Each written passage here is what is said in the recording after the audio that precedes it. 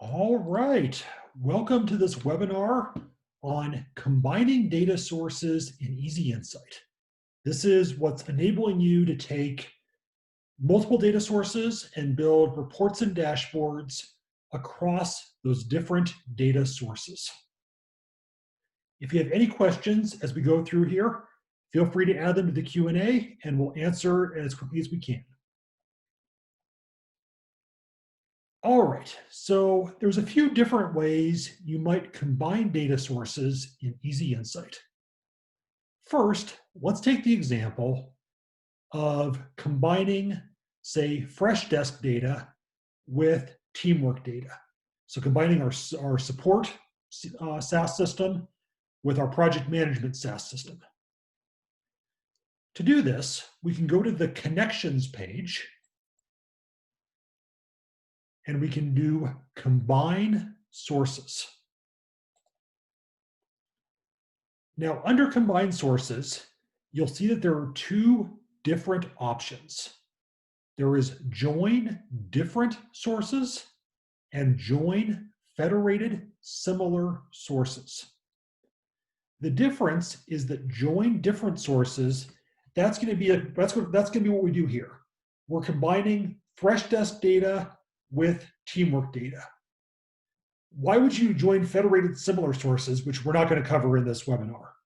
The example would be if you have multiple Smartsheet tables that you want to combine. They all have the exact same columns, but they're different sheets, and you want to combine them as though they were one sheet. Other examples we've seen from customers. Several different Survey Gizmo surveys that all have the same set of questions, but need to be joined together for reporting like that. If you have multiple Freshdesk accounts, combining those would be joining federated. Okay, so with that said, we're going to go ahead and do join different sources. And it's going to prompt us to say if we want to auto-configure the combined data source. So this is just going to automatically populate and help us get started. So we'll go ahead and auto-configure. And as you can see, that's pulled over Freshdesk, and HubSpot, and Teamwork. And we may as well leave HubSpot in there as well. Now, the next step is to define how the data relates between the different systems. We're working on some ways to automatically populate these joins, but in the meantime, you really do need to understand your data and know, okay, what field maps to what. So in this case, in our data, we have the company of a given ticket in Freshdesk is going to map to the project name of a project in Teamwork. So to define that relationship, that what we call a join, we're going to go ahead and do add join. Okay, so within a join, we need to define what we're connecting. So here we could choose Freshdesk companies, and then go ahead and choose Teamwork projects. We'll choose company name, and we'll choose project name.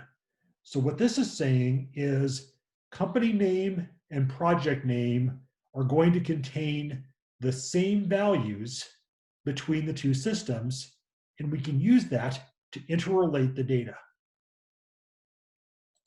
We're going to come back and touch on the other settings in a bit, but for the moment, we'll go ahead and add this. We'll save, give it a name.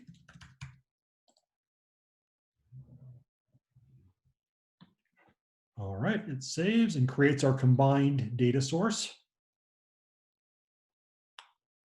Okay, with our new combined data source, you'll see that the various reports and dashboards from each individual source are available to us here.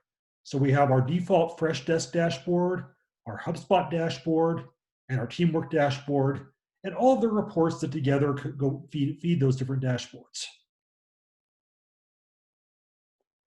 If we go ahead and do Create Dashboard Now,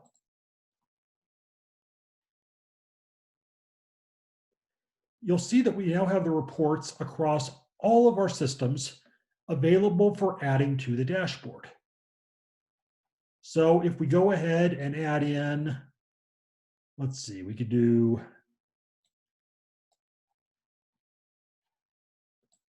all right, so there we have some teamwork time data. And we have a fresh desk report. And we go ahead and save our dashboard.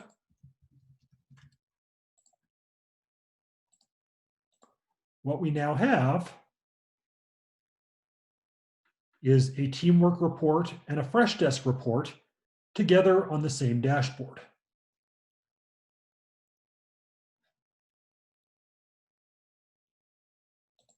Next, we can try creating a report that actually combines the data between the two systems. So when we do create report, and then we do choose field, you'll see that we have our 3 different sources available to us as folders. So we can go ahead and grab company name, go ahead and open up teamwork projects, open up projects, and do project name. And because we've defined that join, it's combining the data across the 2 systems. If we then add in our other fields, for example, ticket count to get the number of tickets,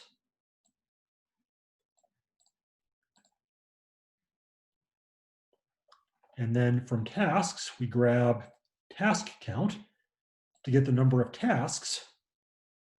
In a single report, we're now seeing the number of tickets and the number of tasks for each company as defined across our fresh desk and teamwork systems. Are there any questions around any of that so far?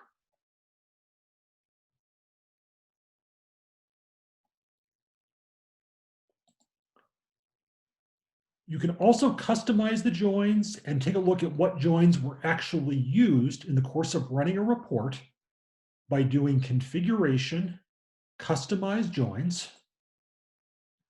And if you then go to custom joins, these are all the different joins that it's pulling in across the system.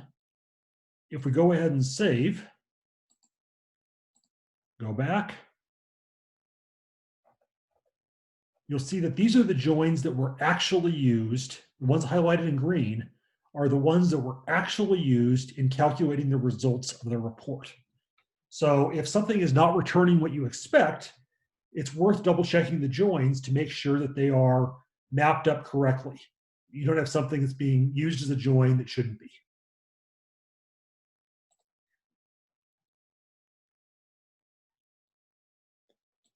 All right. Okay, so next, let's go ahead and jump over to our Hubspot connection. So in addition to doing a combined source, you can also pull in a certain set of data source types and add them directly to a given connection. So the types you can add in are Excel CSV uploads, custom user sources, Google spreadsheets, and that's about it. So if we do configure the data source, all configuration options, and then we go to additional sources,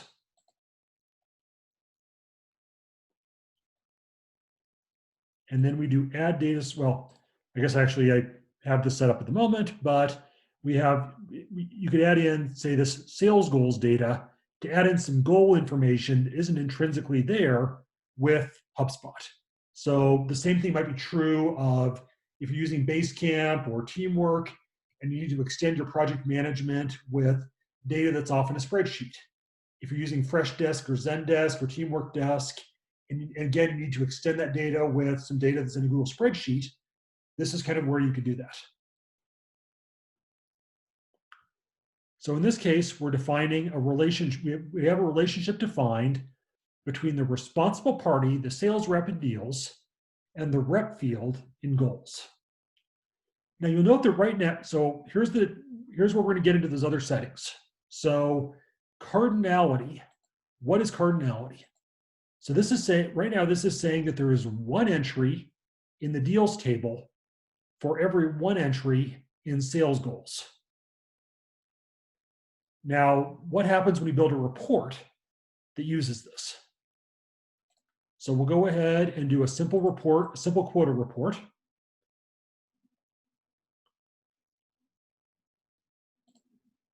So we'll go ahead and grab responsible party. We'll grab amount. And then from our sales goals table, we'll grab the goal. So far, so good. These are the value of 50,000. That's the appropriate goal for Mark Smith. 75,000 is the appropriate goal for Dana Ryan, so on. Now, what can happen though is if we go ahead and add a filter,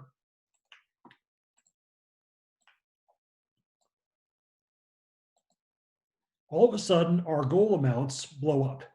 Now it's saying the goal is 300,000 for Mark Smith, when in fact it should be 50,000 or 75,000 or so.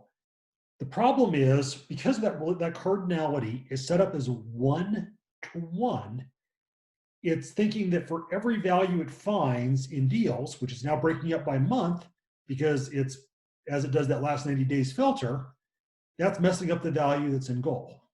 You can see that there's a warning here as well. And if you click on it, it says the join between deals and sales goals may have incorrectly multiplied goal.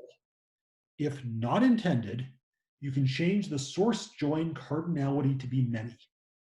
Really, in our data model, there are many deals to one goal entry in our sales goals. So if we go ahead and do customize joins here, and then we edit this join, we can change it to a relationship to many to one. So if we save, now you see we have the appropriate goal values again, because that cardinality is now set up correctly to ensure accurate results. Are there any questions around cardinality?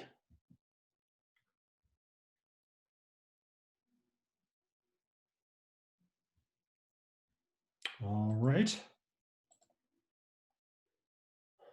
So to walk through some of the other settings at play here, so join behavior. There are three different options you have here. So what default will do is if there are, it'll include the data from the deal side no matter what, but it will only include data from sales goals if it matches up to deals. This way it's kind of able to optimize the performance of the report as it runs and pulls back the different data. There are also two other options here. Force outer join. What this will do is say that even if there's no matching data in sales goals, so for example, if we have a rep who's not there in deals at all, it'll still show them on the report. It won't pare that down as it runs and processes the data. Force inner join will only include data if there's a value in both. So if there's data in, if there's no rep for a given deal, they won't show up on the report. And if there's no deals tied to a given rep, they won't show up on the report either. That's going to be the fastest option for performance as far as reports with a lot of data coming back. But obviously, you just want to be sure that's what you want. You can also choose to force case insensitive on a join. If you force a case insensitive match, this will say, so for example, one thing we see a lot is people join data by email. So let's say you're joining from your CRM to a scheduling system by email.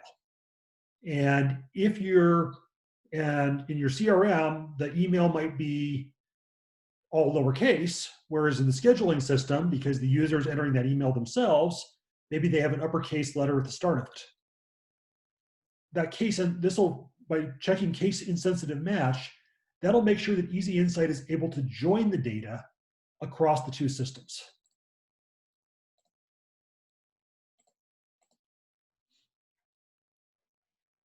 Any questions around any of that?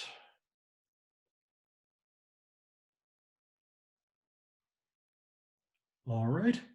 Now there's also one other option here, which is composite. What this allows you to do is say, so let's say that we want to join data not just across responsible party and rep. Well, let's see. Let's go back to combine for an example on this one.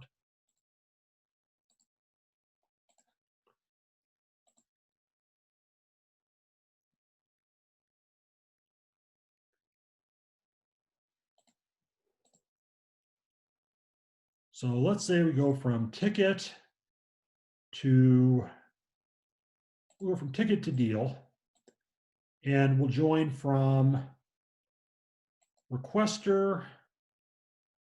No, I'm not sure if I have a good. Basically, the idea of a composite join here is it allows you to take data that requires multiple fields to join and use them. So if you're joining by company and project, so a given company is not unique enough, you need to join it by company and project, or you need to join by team and person. Or if you're going, more just straight tables, let's say you have order number and customer number. If order number is not unique across your entire database, but the combination of order number and customer number is unique, that's where you would use a composite join to tie the data together.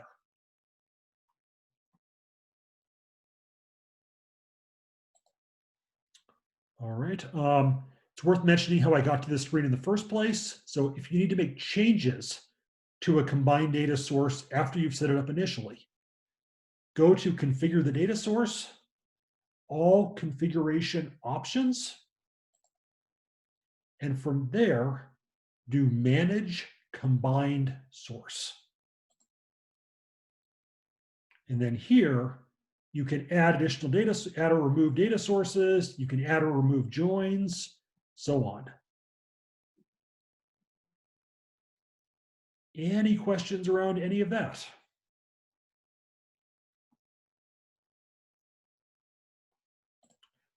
With a combined data source as well. So if we go ahead and initially we open up this report, open tickets by priority, and then we go ahead and do choose field, you'll see that the fields we have are our fields just from Freshdesk. At this point, we can only pull in the Freshdesk data because that's what the report was built at. If we want to move it up to the combined level so that we can add in fields from Teamwork and HubSpot, as well as the fields from Freshdesk, we can do quick actions and do convert to combined source.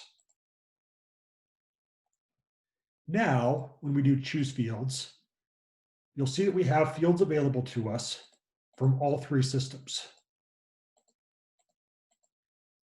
You can save the report, or you can save a copy if you want to make sure you don't mess up anything you've already built. Saving a copy can be a way to just save and get a new version of it that is at the combined level, as opposed to remaining at that individual level. The same thing is true of dashboards. So if we want to go ahead and edit our Freshdesk dashboard and move it up to the combined level, we can do quick actions, convert to combined source. And now, after it loads everything here, you'll see that we now have the full set of reports available to us from all three data sources that we can pull into our dashboard. And the same thing is true with being able to either save the dashboard or save a copy.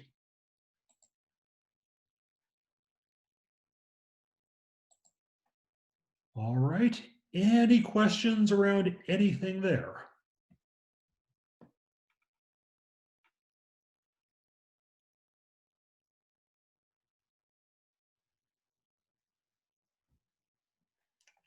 All right.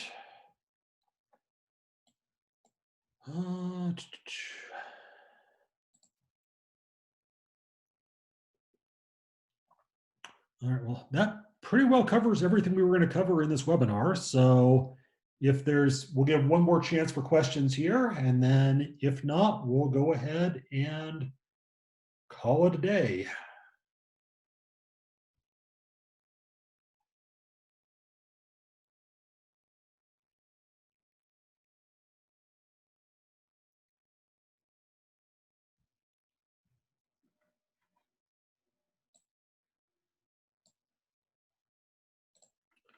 So we have a question, just kind of a general question. Are there online resources for how to build reports? If you go ahead and if you click on your username in the upper right and go to help, and from here, if you go under reports, we have a video on getting started with reports, along with some general documentation here. We also do have a webinar that we've done around building reports. So I would certainly encourage you to check that out on our YouTube page.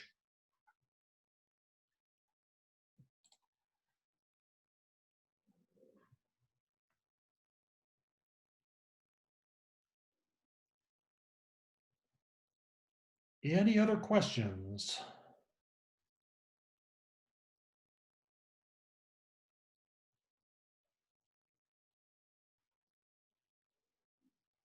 As mentioned, we are going to be adding some additional functionality in the near future that will help you automatically define joins.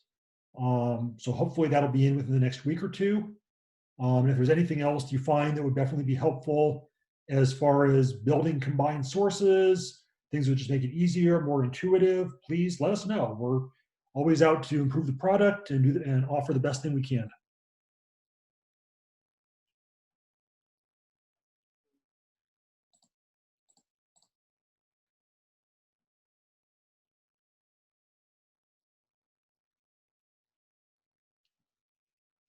All right, I think we're going to go ahead and wrap up here. So thanks for your time. Hopefully this was an informative webinar for you. The recording will be available online after. Thanks for your time this morning and have a wonderful weekend.